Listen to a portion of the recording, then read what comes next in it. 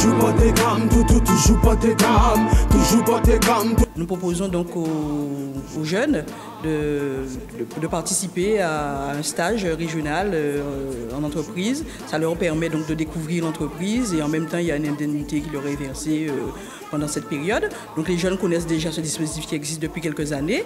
Donc nous sommes en ce moment en train de nous préparer à les envoyer en stage sous l'égide d'un centre de formation. Bon. Pour toujours parler de l'actualité, nous allons bientôt démarrer aussi la campagne de 2014-2015 d'aide aux étudiants. Donc ça, là aussi, c'est l'aide phare de la collectivité en matière d'aide aux étudiants. C'est une aide qui intervient en quelque sorte en repêchage de ceux, enfin, d'une partie de ceux qui n'ont pas pu avoir de bourse, notamment du CROUS, puisque c'est le CROUS qui est autorité compétente pour les bourses, ceux qui n'ont pas pu avoir de bourse ou qui n'ont pas pu avoir de prêt d'honneur ou qui n'ont pas pu avoir d'autres aides classiques. Donc nous intervenons à ce niveau-là et c'est l'occasion pour moi de leur rappeler d'aller sur le site de la région, de bien regarder les pièces à fournir parce que l'an dernier, nous avons lancé l'an dernier un système en extranet. Donc désormais, ils vont s'inscrire en extranet. Cette année, ça sera pareil.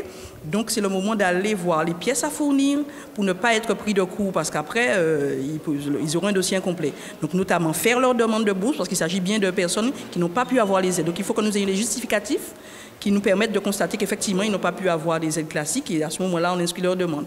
Donc bientôt, on va lancer cette campagne. Il y aura les cyberbus qui seront dans le cadre de la manifestation et qu'on mettra à disposition pendant la durée de la campagne de manière à leur permettre, pour le cas où ils ne pourraient pas s'inscrire, ils ne sauraient pas comment faire, il y aurait quelques difficultés, ils pourraient éventuellement aller, dans le cadre du cyberbus, éventuellement s'inscrire. Ceci dit, un service technique au conseil régional qui aussi peut les pister aussi, leur dire comment faire s'il y a quelques difficultés. Bon, alors ça, c'est ce qui va se faire bientôt. Il y a les bourses sanitaires et sociales aussi, pour les formations dans le domaine paramédical et social. Là aussi, on va introduire l'extranet à partir de cette année pour ces formations. Mais là, c'est assez spécifique, assez ciblé. C'est pour des organismes de formation agréés par la collectivité. Donc ça, on va prendre contact avec ces organismes, c'est déjà en train. Et les étudiants seront informés en temps voulu. Bon, il y a les bourses doctorales aussi chaque année. Donc là aussi, la campagne va être lancée puisque c'est bientôt la fin d'année et donc la préparation de la rentrée scolaire. Il y a les logements aussi, l'aide à la recherche de logements, Cité internationale universitaire de Paris. Donc ça aussi, la campagne est lancée par le biais par le biais de la convention que nous avons passée avec le CNUS, Centre national universitaire des œuvres universitaires. Nous leur permettons aussi d'accéder un peu plus facilement au logement. Nous avons pour cela passé des conventions avec une association aussi, la GEG, qui là aussi les aide, le CLAGE. Donc on aide aussi ces étudiants à trouver un petit peu plus facilement un logement. Alors, qu'est-ce qu'il y a-t-il encore en matière d'aide? Le prêt à taux zéro, que nous venons de revaloriser, qui peut maintenant aller jusqu'à 15 000 €, parce qu'il y a des formations qui sont un peu longues et coûteuses et tout. Donc, à partir de maintenant, les étudiants pourront aller jusqu'à 15 000 € de prêt avec éventuellement un différé de 5 ans pour commencer à rembourser une période. Alors là, ils vont voir ça directement avec les banques partenaires. Donc, ils peuvent aller sur le site, alors on n'a pas encore mis à jour le dernier fascicule, mais nous serons lors de la manifestation. Et en tout cas, ils verront le nom des banques partenaires. Ils pourront s'adresser à eux directement pour l'instruction de ces demandes. Bon.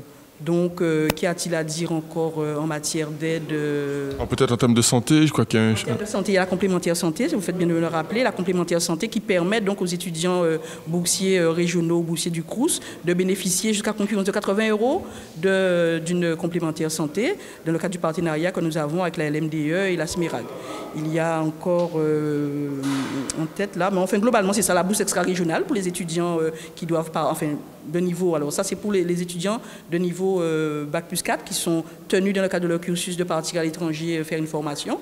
À ce moment-là, nous avons aussi ce qu'on appelle la bourse extra-régionale qui leur permet, qui les aide à ce niveau-là. Dans le cadre de la mobilité Québec, nous avons un partenariat avec 3 universités du Québec, l'UQAM, l'UQTR et Trois-Rivières, Trois-Rivières au Québec, Rimouski et Montréal. Alors, ça, c'est un partenariat un peu particulier qui nous permet d'avoir un accueil un peu personnalisé. Ça ne veut pas dire que les étudiants qui vont ailleurs, dans d'autres universités du Canada, ne sont pas exclus. Ils ont toujours l'aide aux étudiants qui s'ouvrent à tous les étudiants. Ils peuvent aller dans quelques pays que ce soit. Il y a toujours l'aide aux étudiants qui accompagnent les étudiants, qui peut accompagner les étudiants, quel que soit le lieu dans le monde. Toujours pas des gammes, toujours pas des gammes.